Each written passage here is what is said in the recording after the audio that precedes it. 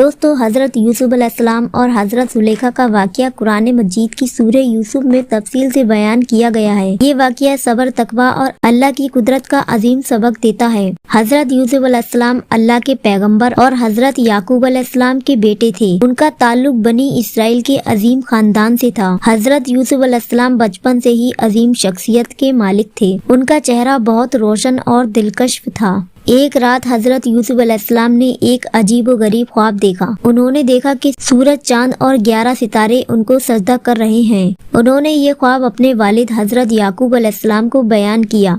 حضرت یعقوب علیہ السلام سمجھ گئے کہ یہ ایک عظیم بشارت ہے جو یوسف علیہ السلام کو ملی ہے، مگر انہوں نے یوسف علیہ السلام سے کہا کہ اپنے بھائیوں کو یہ خواب مت بتانا ورنہ وہ تم سے جلن کریں گے۔ حضرت یوسف علیہ السلام کے 11 بھائی تھے، جن میں سے صرف ان کا چھوٹا بھائی بنیامین ان سے محبت کرتا تھا۔ باقی بھائی یوسف علیہ السلام کی خوبصورتی اور والد کی محبت کی وجہ سے ان سے جلن کرتے تھے۔ ایک دن ان بھائیوں نے اپنے والد سے کہا، ابو، یوسف ہمیشہ آپ کے ساتھ رہتے ہیں، ہمیں بھی ان کے ساتھ کھیلنے کا موقع دیجیے۔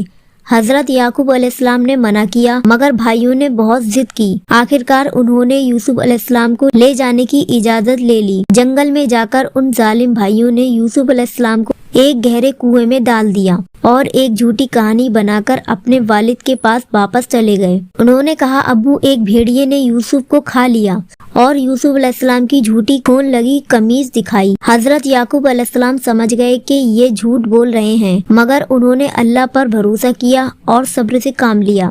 جب حضرت یوسف علیہ السلام کنویں میں تھے تو ایک کاروان قافلہ وہاں سے گزرا۔ انہوں نے یوسف علیہ السلام کو دیکھا اور انہیں مصر لے گئے۔ وہاں ان کو مصر کے عظیم وزیر عزیز نے اپنے گھر مہمان بنا لیا اور اپنی بیوی زلیخا کے حوالے کر دیا۔ حضرت یوسف علیہ السلام بڑے ہوتے گئے اور جوانی میں پہنچ گئے۔ اللہ نے ان کو بے پناہ حسن اور اخلاق سے نوازا تھا۔ ان کی شخصیت اتنی دلکش تھی کہ زلیخا ان پر فدا ہو گئیں۔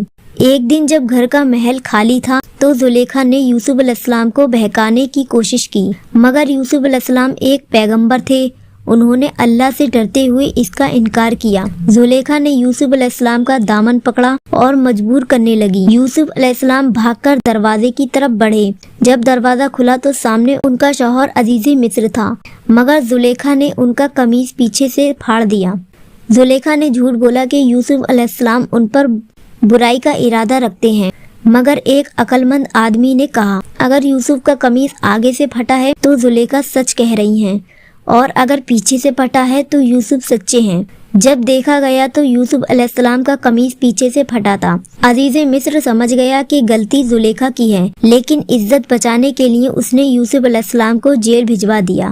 حضرت یوسف علیہ السلام جیل گئے، مگر وہاں بھی ان کی عقل مندی اور سچائی نے سب کو متاثر کیا۔ جیل میں جو قیدی تھے جو یوسف علیہ السلام سے اپنے سپنوں کی تعبیر پوچھتے تھے، یوسف علیہ السلام نے ان کو سچ بتا دیا اور ان کا بھروسہ جیت لیا۔ بعد میں مصر کے بادشاہ نے ایک عجیب سپنا دیکھا جس میں 7 موٹی گائیں، 7 دبلی گائیں اور 7 ہری فصل 7 سوکھی فصلوں کو کھا رہی تھی۔ کوئی بھی اس کی تعبیر نہ سمجھ سکا، مگر جیل کا ایک پرانا قیدی جو یوسف علیہ السلام کو جانتا تھا، اس نے بادشاہ کو یوسف علیہ السلام کے بارے میں بتایا۔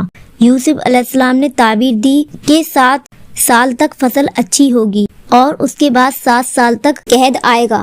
بادشاہ نے ان کو جیل سے نکال کر اپنا وزیر بنا لیا۔ حضرت یوسف علیہ السلام مصر کے عظیم وزیر بن گئے۔ جب قحط آیا تو لوگ دور دور سے ان کے پاس اناج لینے آئے۔ یوسف علیہ السلام کے بھائی بھی ان کے پاس اناج لینے آئے، مگر انہوں نے یوسف علیہ السلام کو پہچانا نہیں۔ یوسف علیہ السلام نے اپنی عقل مندی سے ایک تدبیر سوچی اور آخرکار اپنے بھائیوں کو ان کی غلطی کا احساس دلایا۔ پھر زلیخا بھی یوسف علیہ السلام کے پاس آئیں۔ وہ اب غموں کی وجہ سے بوڑھی ہو چکی تھی۔ اس نے یوسف علیہ السلام سے کہا، میں نے تم سے محبت کی تھی، لیکن تم نے اللہ کی محبت کو ترجیح دی۔ یوسف، میں اب سمجھ چکی ہوں کہ اصلی محبت صرف اللہ کی ہوتی ہے۔